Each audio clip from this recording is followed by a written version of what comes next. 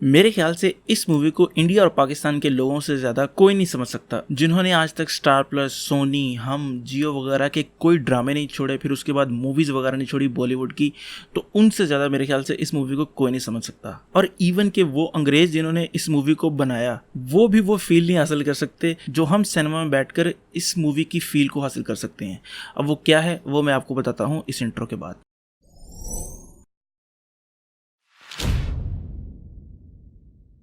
अब ऐसा है कि जिन्होंने बॉलीवुड की मूवीज़ देखी हैं या ड्रामे वगैरह देखे हैं तो उनको इतना तो आइडिया होगा कि जब नई बहू घर में आती है और वो गरीब होती है तो उसके साथ किस तरह का बिहेवियर करते हैं बॉलीवुड में। यानी आपने ज़्यादा से ज़्यादा क्या देखा होगा, उसको मारते होंगे, पीटते होंगे, फिर उसको कहते होंगे कि जाओ जहेज के पैसे लेकर आओ। तो ये चीज़ें आप लोगों ने देखी होंगी, लेकिन इन्होंने इस आइडिया को लिया और उस आइडिया को कोई 1000 गुना से मल्टीप्लाई कर दिया और अखीरी कर दी। तो बेसिकली स्टोरी ये है कि एक लड़की की शादी होती है अमीर घराने में, और जब वो वहाँ पर रहने जाती है तो उसे आइडिया होता है कि उसके इन-लॉज हर नए आने वाले मेंबर के साथ एक गेम खेलते हैं जिसमें हर नए मेंबर को एक कार्ड चूज करना होता है और उस कार्ड पर जो गेम लिखी होती है वही वो गेम खेलते हैं। लेकिन मसला ये आता है कि अगर उन कार्ड्स में से एक कार्ड पे अगर हाइड एंड सीक लिखा है और वो कार्ड निकल आया तो वो नए मेंबर को कहेंगे कि जाके छुप जाओ। फिर वो बंदूकें, कुल्हाड़ियां वगैरह लेकर उसके पीछे लग जाएंगे और उसे ढूंढेंगे और उसे मार देंगे, क्योंकि उनको ये लगता है कि अगर वो नहीं मारेंगे तो उनके ऊपर कुछ बुरा हो सकता है और उनका खानदान तबाह हो सकता है।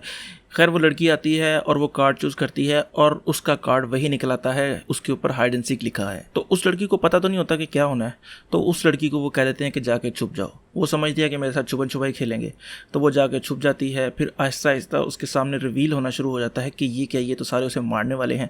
फिर वो भागती है, कभी कहीं जाती है, कभी कहीं जाती है। जो उसका हस्बैंड था वो कोशिश करता है उसको वहाँ से बाहर निकालने की। तो ये है इसका मेन थीम। और मोस्टली जो मूवी का हिस्सा है वो एक घर के अंदर ही है। कुछ देर के लिए वो बाहर जाते हैं लेकिन मोस्टली हिस्सा घर के अंदर ही रहता है। और इस मूवी में मुझे पर्सनली 2 चीज़ें बड़ी ज़बरदस्त लगी। एक थी सिनेमेटोग्राफी, यानी कि जो घर का डिज़ाइन था वो भी बड़ा अच्छा था और उसके ऊपर जो कलर ग्रेडिंग वगैरह यूज़ की गई थी वो भी बड़ी ज़बरदस्त थी।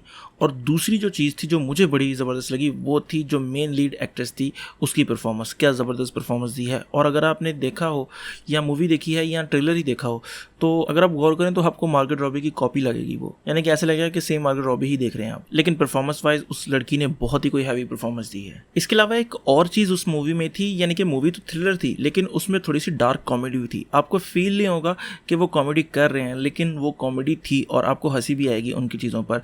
और कॉमेडी ऐसे है कि जैसे वो किसी को मार के कोई बात कर रहे हैं, ऐसी आपको फील होगा कि ये क्या जिसे मार रहे हैं, और आपको हंसी आएगी। और मैं जब इस मूवी को देखने गया था ना तो मैंने इस मूवी का ना ट्रेलर देखा था, सिर्फ एक हल्का सा पोस्टर देखा था और रेटिंग देखी थी। आप लोग सोचते हैं कि यार रेटिंग इतनी ज़्यादा मैटर नहीं करती, लेकिन रेटिंग मैटर करती है, क्योंकि अगर अच्छी रेटिंग हो ना तो लोग खुद ही देखने चले जाते हैं। मैंने ना ट्रेलर देखा था ना ही कुछ और देखा था, मैंने बस एक पोस्टर देखा था और रेटिंग देखी थी और मैं मूवी देखने चला गया था। और जब मैंने पोस्टर देखा था ना तो मुझे ऐसे फील हुआ था, क्योंकि उन्होंने बंदूकें वगैरह पकड़ी थी, मुझे लगा था शायद कोई जिनों भूतों वाली होगी और जिसमें वो जिनों भूतों को कैद करने की कोशिश करेंगे वगैरह वगैरह। लेकिन ऐसा कोई नहीं था। ये मूवी हॉरर नहीं थी, ये मूवी थ्रिलर ज़्यादा थी। हॉरर तो नहीं मैं इसे कहूँगा, लेकिन मेरे ख्याल से ये थ्रिलर थी। और एक और बात आप सुनकर जो हैरान होंगे वो ये कि इस मूवी का जो बजट था ना वो 6 मिलियन था, बस इससे ज़्यादा नहीं था।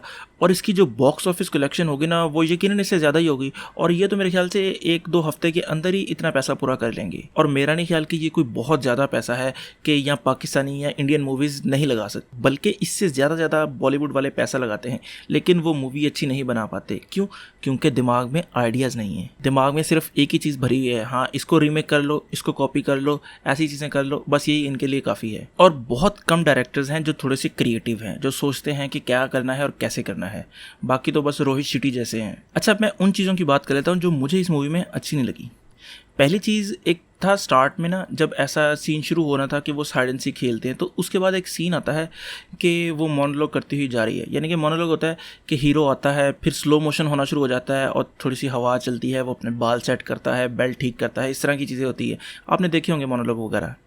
खैर, एक ना मूवी के शुरू में मोनोलॉग आता है और इसी तरह का एक मोनोलॉग एंड पे आता है जब वो सब कुछ एंड करके बाहर की तरफ निकलती है। आप अगर उन दोनों मोनोलॉग को देखेंगे ना तो आपको फील होगा कि जो पहले वाला है वो आपको इतना ज़्यादा हिट नहीं करता, आपको ऐसे फील नहीं देता वो, क्योंकि उसने अभी तक ऐसा कुछ किया ही नहीं कि जिसको हम देखकर उसको कहें कि यार हाँ यार इसने बड़ा ज़बरदस्त काम किया है। लेकिन जब एंड पे उसी तरह का एक मोनोलॉग आता है कि स्लो मोशन होता है, फिर वो सिगरेट जलाती हुई बाहर आती है, तो वो मोनोलॉग जब आप देखेंगे ना तो आपको ऐसा फील होगा कि यार हाँ बहुत ज़बरदस्त काम किया है। तो मूवी बनाने वालों को एटलीस्ट ये सोचना चाहिए कि मोनोलॉग जहाँ पर डिजर्व करता है वहाँ पर देना चाहिए, बनिस्बत बिला वजह ही मोनोलॉग डालने के। इसके अलावा दूसरी चीज़ थी, एक जगह पर ना कैमरा वर्क अच्छा नहीं मुझे फील हुआ। अच्छा किस तरह कि एक तो होता है ना कि जब कोई भाग रहा था उसके पीछे कैमरा जा रहा होता है तो वो फील दे रहा होता है कि यार वो भाग रहा है, लेकिन इसमें ऐसा था कि कुछ बंदे भाग रहे हैं और उसके पीछे डायरेक्टर खुद हाथ में कैमरा पकड़ के भाग रहा है, यानी कि उन्होंने किसी चीज़ वगैरह का इस्तेमाल नहीं किया, वो खुद उन्होंने शायद कोई नई टेक्निक इस्तेमाल की, लेकिन वो देखने में इतनी ज़्यादा अच्छी नहीं लग रही थी, यानी कि शेकी कैमरा जिसे वो कहते हैं ना,